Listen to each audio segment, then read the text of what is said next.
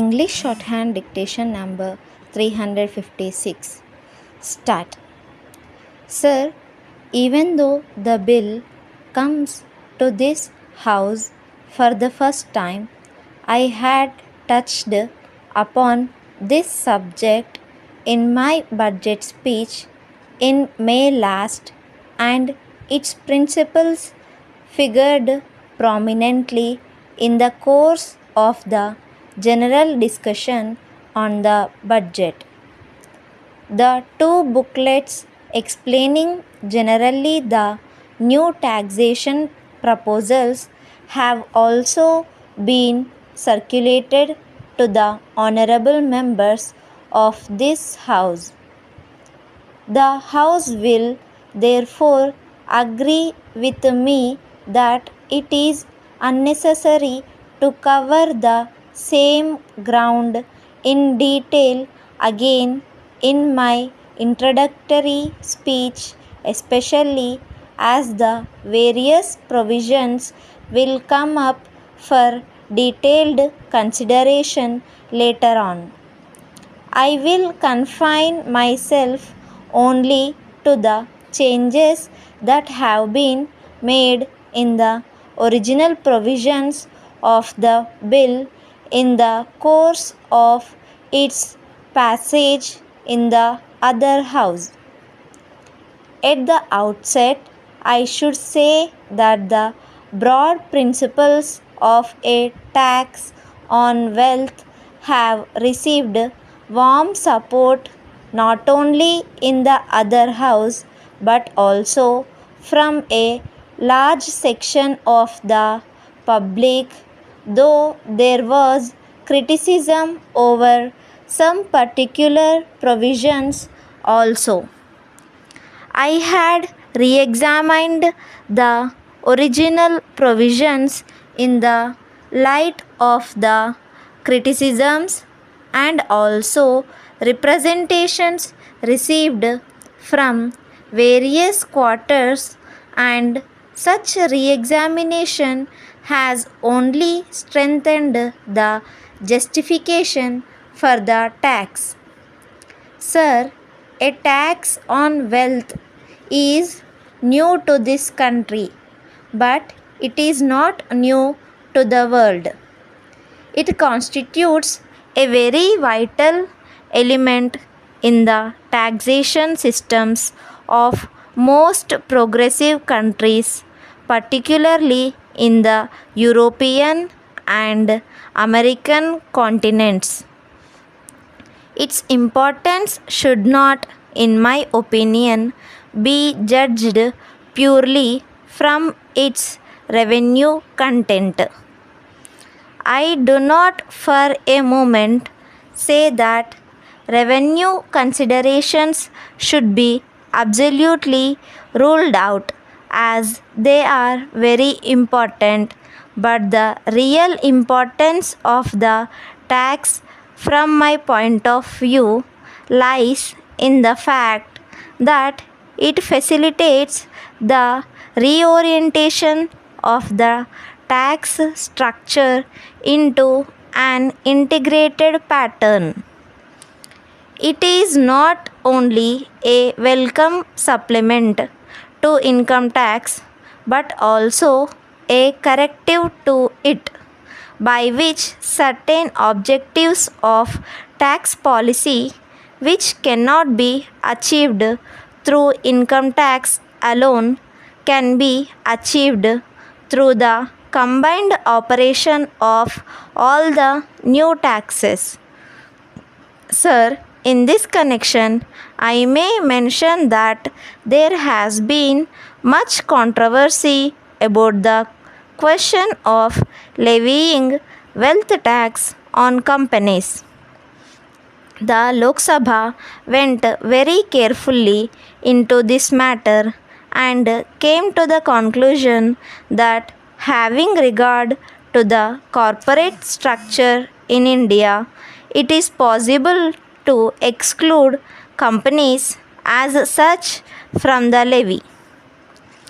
As the House is aware, every individual Hindu undivided family and joint stock company will be liable to pay wealth tax.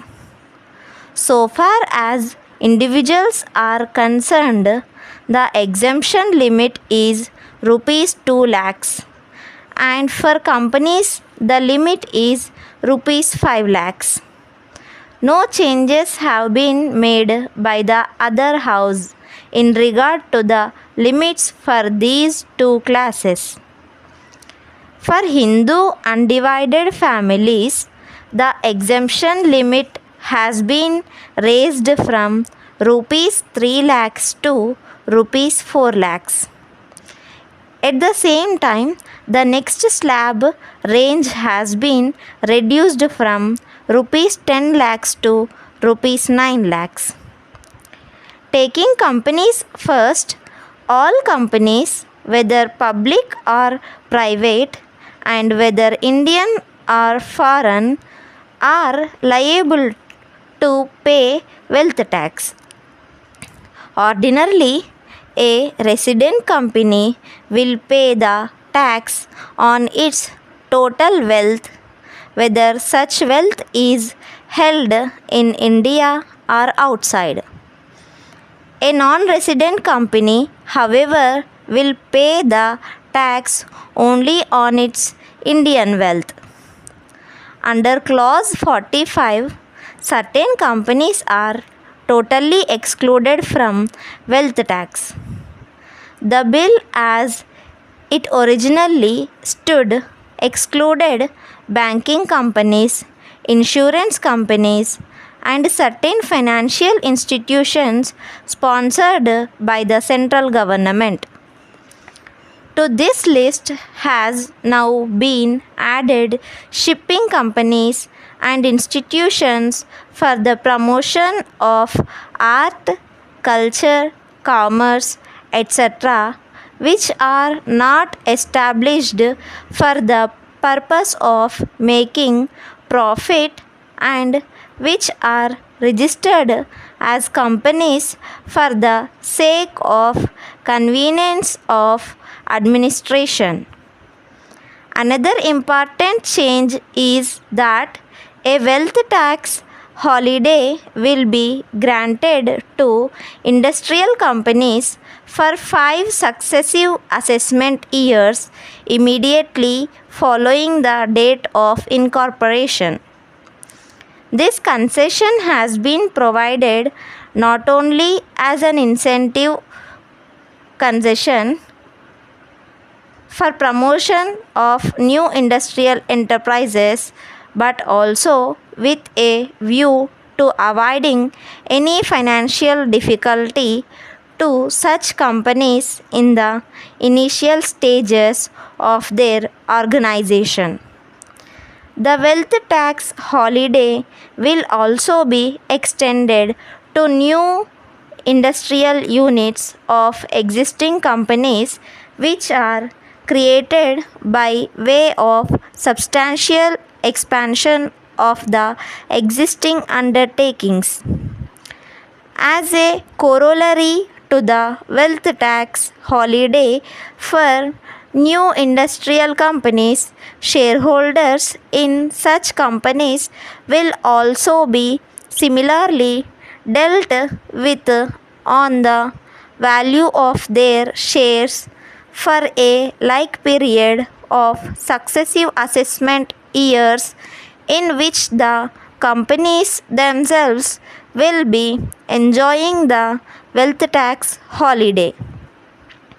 I may point out to you that because of the attitude of the mill owners of sugar factories of Bihar and Uttar Pradesh, there is an increasing demand among the peasants of these states that these sugar factories should be taken over by the government and run as public enterprises. As pointed out by our friend, even under the existing law, It is possible for the government to do so if the government so desires. Stop. Thank you for watching. Subscribe to my channel English Shorthand Dictations to get more dictations. If you like the video, press the like button, share this video with your friends, and don't forget to hit the bell icon to receive my latest videos.